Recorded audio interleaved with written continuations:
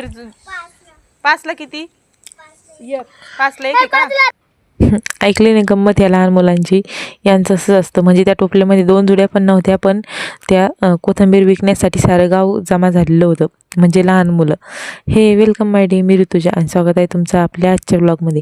आज आहे आपला 30 डेज ऑफ डेली ब्लॉगिंगचा डे 24 आणि बघता बघता 24 दिवस होत आले आपल्या ह्या डेली ब्लॉगिंगच्या चॅलेंजला. आणि इकडं बघा, म्हणजे याचं ना काहीतरी वेगळं चालू असतं. जेव्हा पण मी इकडून जाते ना, त्याला वाटतं माझ्यासाठी काहीतरी खायलाच घेऊन आली काय. आणि आज ना मी मस्त अशी उंबराची भाजी बनवलेली होती. आता उंबर हे ना एक फळ आहे जे अंजिरासारखंच असतं, पण मग ते ना लवकरच कच्चीच भाजी करतात त्याची.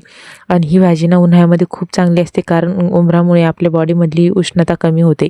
आणि हे बघा, ही घेत होती वामकोक्षी, म्हणजे खाल्लं पिल्लं की मस्त येऊन झोपायचं तर्राट, काही जगाचं टेन्शनच नसतं. तुम्हाला माझी बिल्लू कशी वाटते मला कमेंट करून नक्की सांगा बरं का, कारण ही माझी खूप खूप लाडकी आहे. म्हणजे मी घरात सर्वात जास्त जर काळजी कोणाची घेत असेल ना तर ती हिची.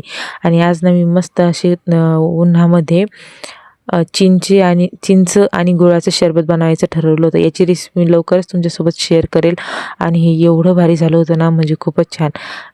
आणि आता उन्हाळा सुरू झाला आहे, तर मस्त दुपारी असं चिंचेचं आणि गुळाचं शरबत करून प्यायचं. म्हणजे ना मस्त आपली बॉडी पण हायड्रेट होऊन जाते आणि लागतं पण खूप छान आणि तब्येतीसाठी पण खूप छान असतं. कोथंबीर इकायला आले. कोथंबीर जुड्या येते. जुड्या कितीला आहे ग कोथिंबीर? 5ला किती? 5ला 1 आहे का? कशी वाटली तुम्हाला आमची ही मंडळी, कमेंट करून नक्की सांगा.